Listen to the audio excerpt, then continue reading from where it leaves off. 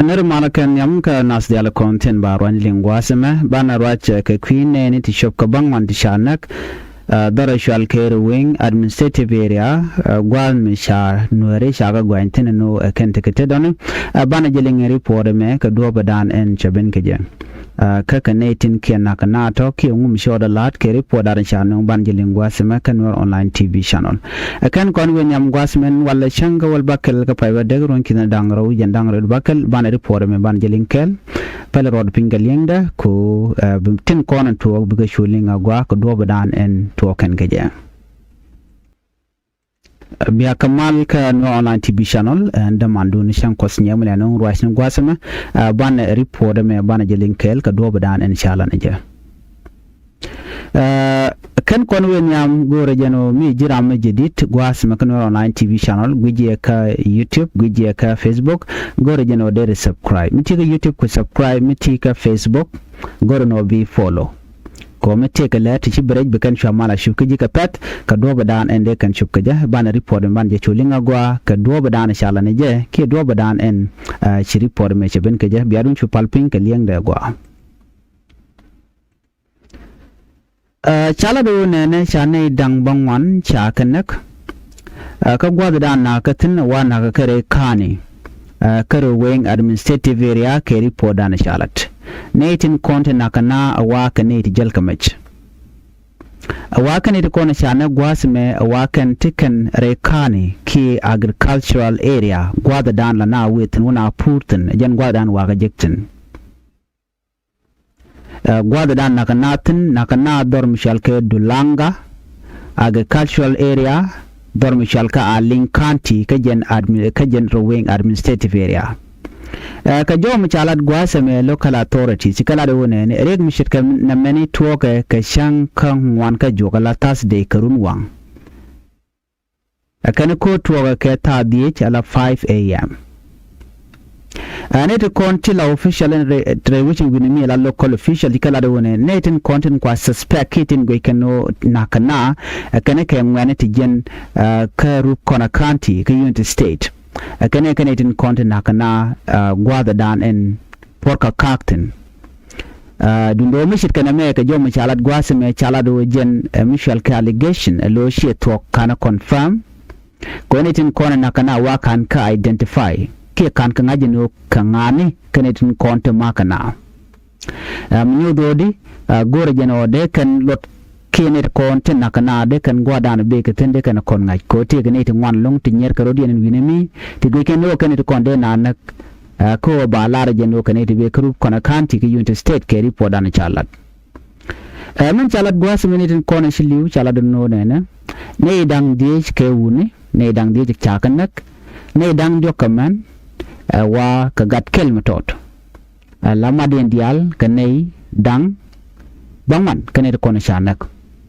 ay kon me a very serious along ke me bej long ko mite green miti tuok la ja gore gwa no ba je ngaje no tuok edi gwasa me te ga jo mi chalat wun mi shalka Thomas Nyok Deng a Minister of Information Karwing Administrative Area chalado nene jene en ko tuok ga dor mi shalka Dulanga farming area jen gwada dan porka kakten ke jen gwada dan tuok ri motin ke report dan chikana lat Canadian contin la local official chikala do ne chinete kona maka na chika chodre kani kan wenamo chuga na chukan kani erun wangalong na bakawa ajen gwadanen maka na kaje lata die chango na bango na toy ka ripodan chikana lat ajene ka kore missionary to shiga na ne kani chukana do shuka do jok chuka do gwadanen beketen Canadian County local authorities kini konti ka bom kanisi kan gorno de kan ngajino Canadian kona nakana beka wena dien ki bekene wa gor ken ke duno kan ka identify kan ka jeg gwada dana beketin ko shika mal jien ka pedalong local government way which we mi ka administrative kajen ruwing administrative area kanungo de bikana gorno bike full report bikana gor bikana jek ko kangane kanete kon nakana ka dob dan kan lar ke gwasmeni cha jomo cha je kwene kan chala do ne me wachi jen chenga nyamano bi kormishi da me batuo ke bana ba kanaka gwa ta ngene te mwande kana rajanu ngu menakana ki ngu mtu kor keje shire do dana lin kone ko la to gono ba na ba ka gwan mu dong te gring mu chi tuok bia ji taru na gwi yen kan go dong ka ne te kon de yen nak bia ka del gwan so na me amla de tin shang gwa da dan en chirek che tuok tin ka ri pon mishalat gwa sa me ka bia linga gwa awane tin kon na ka wa ka ne te ka re kan ko gwa men tama gwan por ka ka je ngai kon diale por ka ne mi she we rar la ne diale kan je la na jere rek bna we gwa da dan te ka tigitin bna pur ko tele men mi je ka kuma so ko kujamo me dien ke lu je kan ne je kan ka jen ka kan kaktin kon pur kan ka mishit kana me erin micho chitwo gre wishing win me chana je mun gwe be insecurity situation ruwen administrative area chiko na ngaji no ko korgwa no ba te correcting one talk tin la no area chaka ka mite kor mi chitwo kayo dong ba na ba ko je kan ri ko ken ko watri tin wan tin win me men ban kullin gene ne anishiang mite gre mi chitwo ko kanere kon shu gwata mo kanere kon la je which ala ordinary citizen an kuma da na kula gang point da shikan let ajen nan kwala da wone ne ala South Sudan mete kamal ngum de korno South Sudan mete kamal tele tering mu de to kina de liu tele army group te dia jen de kana de kan ko nak ko de ngaje no to kwat tikitin dindo kwara kon yi kwamin tamra wi ka South Sudan ci de men president self ke mi yadi tele mu gwa mun lede ajen do badan liu na kaje kene to kon to liu gwa some ke innocent people de kon lar no ko ken tele ke tetketin kon lat karodien ka gwan ba sha president self ke mi yadi ta jo no jendara gwa no dere mal dere no dere peace agreement da ne cha tan ke 2018 peace agreement dere gwa but che look right now larno te ka kuin kwar me balat walu na ka miliu na gwan to wan ci koni me chang no shi na to wan ti chop ka jen bakal we nyam ci ga leader chal ka ma warab ko to nos kanti te dialati ka rinyo dode South Sudan terere kamedit so question wona nan tama en kur border caption ne ke liya border caption ne to wan ke observers ne to kon lang wan la kagwi larken wona ne kur border caption chenga dana ci kwar re wi ka South Sudan ci kana no ko bi mal beben ajen chenga dana bi mal beben keja kejen chenga dana bi liya bongo keja ko mu mal weben kan kwa diala kon sha mal cha jatan bi ka lede lon ko de kan diala kon te ka match tente ka o la kan kor tok ba me ken ba ko ji mi ra mun no bo we de ka ba shu we de ka ba shu gang no we lo de